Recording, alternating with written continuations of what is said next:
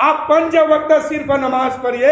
अगर दुनिया का सबसे बड़ा जादूगर आपके पीछे हाथ धो करके भी अगर लग जाए और आप 5 वक्त नमाज पढ़ते रहेंगे, मेरा यकीन है कि उसका जादू आप पर कभी असर नहीं करेगा। लेकिन जो करना चाहिए वो तो करते नहीं है। एक इमाम साहब एक घर में दावत में चले, जैसे आपके यहाँ इमाम साहब है ना, कभी कभी लोग ज्यादा अगर इमाम साहब से खुश होते हैं तो अपने घर में बुलाते हैं दावत खाने के लिए। ऐसे ही एक इमाम साहब थे, उनसे लोग बहुत खुश थे, तो काफी लोग जो है उनको गांव के मोहल्ले के दावत देके घर बुलाते थे खाना खिलाने के लिए। तो एक दिन एक शख्स ने उनको दावत की। उनकी बीवी बोली कि मोहल्ले के सारे लोग इमाम साहब को दावत देते हैं, एक हमारा घर है कि अभी तक इमाम साहब को दावत नहीं दी। अच्छा ऐसा कीजिए, एक दिन दावत दीजिए, इमाम साहब मेरे घर में आएंगे तो बरकत होगी इंशाअल्लाह, उनको हम बेहतरीन अंदाज से मोहब्बत के साथ खाना खिलाएंगे। इमाम साहब को दावत दी। दिन आया, वो दिन आया तो आ गए इमाम साहब घर में, तशरीफ लाए, शानदार इस्तकबाल किए, बहुत अच्छे अंदाज में इस्तकबाल किए। यहाँ पर बरकत की जब बात आई है ना, तो मैं एक बात सुना देता हूँ।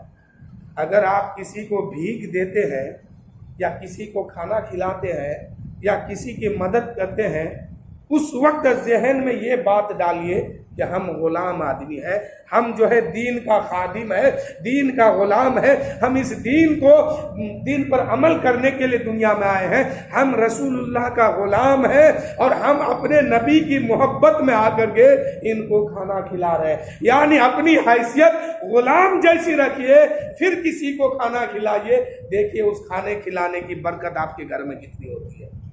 फकीर को भीख दीजिए तो अपने अंदर ये जहन रखिए कि हम बादशाह नहीं है, इस दीन का खादिम है, इस्लाम का खादिम बन के इसको भीख देते हैं। फिर देखिए इंशाअल्लाह 10 रुपया आप देंगे तो आपके सामने 10,000 आएगा, बरकत होगी। लेकिन यह नियत क्या होती है, अब हम तो खाना देते हैं, हम बहुत बड़ा अमीर है, हम बहुत बड़ा सेठ है, हम बहुत बड़ा पैसा वाला। फिर क्या होता है, खाना तो खा लिया, बरकत अब धीरे धीरे खत्म हो रही है। अब ये पैसा वाला कहलाता था, अब फकीर वाला कहलाता है। देखिए हर इंसान को एक मौका मिलता है ऊपर उठने का, लेकिन इंसान उसी मौके को गंवा देता है। वो इंसान उसी मौके पे जब पहुंचता है तो फिर उसके अंदर गुरूर आती है, तो घमंड आता है कि हम बहुत बड़ा अमीर आदमी है। फिर वो इंसान तबाह होता है, बर्बाद हो जाता है। तो मौका हर इंसान को मिलता है बड़ा होने का, लेकिन इंसान उस वक्त अपने आप को नहीं समझ पाता है। तो मैं कह रहा था, वो इमाम साहब आ गए खाना खाने, बहुत अच्छा खाना खिलाया उन लोगों ने। इमाम साहब को एक कमरा दे दिया आराम करने के लिए, पंखा चला दिया, और उस घर में कुछ पैसा रखा हुआ था। पंखा जब चला ना तो पैसा नोट जो है उड़ने लगा। तो इमाम साहब ने क्या किया, उस नोट को एक जगह जमा करके सामने देखा कि कुरान शरीफ रखा हुआ है, रेहल के ऊपर कुरान शरीफ, जैसे ये रेहल है ना आपके सामने, ऐसे ही रेहल के ऊपर कुरान शरीफ रखा हुआ है। इमाम साहब ने क्या किया, तमाम रुपया को एक जगह जमा करके उसी रेहल के नीचे दबा के रख दिया, कुरान शरीफ के नीचे। अब जब जाने का वक्त हुआ, चले गए। अब उनके घर वाले की बीवी जो है फिर रूम को साफ करने आई, पैसे की जरूरत पड़ी, पैसा खोज रही है, अब रुपया मिला नहीं। अब दिमाग में बात आई कि इमाम साहब को दावत दिया, इन्होंने खाना भी खाया, पैसा भी लेके तशरीफ ले गए। कुछ कहा नहीं शर्म से, इमाम साहब कैसे गए। 1 साल के बाद, ये मैं बहुत बड़ी बात बताने जा रहा हूं। आज जो कहते हैं ना कि हम लोग तबाह और बर्बाद क्यों हैं, अभी सुनिएगा क्यों बर्बाद है। हम अपने करतूत के बल पर बर्बाद हो रहे हैं। 1 साल के बाद फिर दावत की बारी आ गई वही शख्स के घर पर। उनकी बीवी बोली कि ऐसा कीजिए ना, इमाम साहब को फिर से दावत दीजिए। अरे हो सकता है उनकी जरूरत ज्यादा होगी इसलिए वो पैसा लेके तशरीफ ले गए हैं, ऐसा कीजिए अब फिर से दावत दे दीजिए। एक बार दावत दिए, दिन आया, फिर आए खाना खाने के लिए, खाना खा लिए, फिर उसी रूम में आराम करने के लिए बिस्तर लगा दिए, पंखा चला दिया।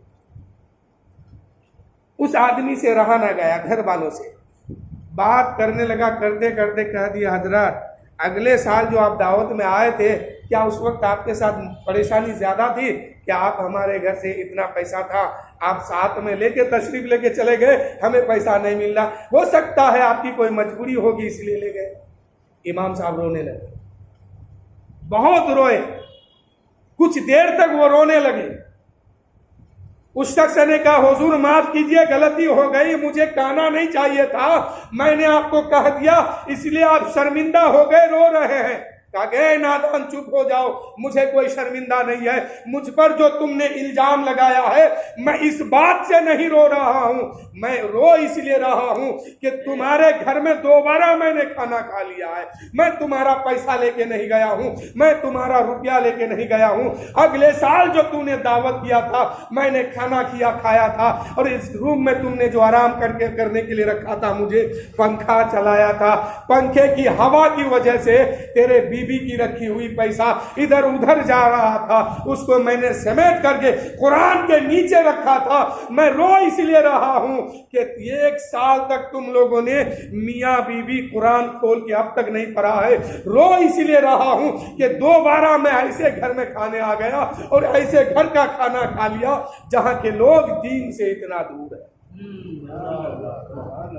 आज सोचते हैं ना कि नमाज 5 वक्त पढ़ते हैं, आज सोचते हैं ना कि नमाज 5 वक्त पढ़ते हैं बाजमात से, ना फजर कज़ा, ना जोहर कज़ा, ना असर कज़ा, ना मगरिब कज़ा, ना ईशा कज़ा, फिर भी बरकत नहीं हो रही है, परेशानी में फंसते हैं। कभी गौर किए कि कहाँ कहाँ खा रहे हैं? बेनमाजियों के घर में खाइएगा, बरकत नहीं होगी। समझ गए? उन्होंने इसलिए नहीं रोया, उन्होंने इसलिए नहीं रोया कि मुझ पर इल्जाम लगाया चोरी का। उन्होंने इसलिए रोया कि मैंने दोबारा ऐसे घर में खा लिया कि जो लोग कुरान खोल के साल भर तक नहीं पढ़ा, ऐसे घर में खाया। तो कहीं ऐसा ना हो कि अल्लाह ताला इस खाने की वजह से मेरा कोई अमल को जाये ना कर दे। जारो कतार उन्होंने रोया। तो इसीलिए हमेशा अपने अपने घर में इस बात को सख्ती के साथ पेश कीजिए कि रहना है तो दीन पर अमल करना होगा।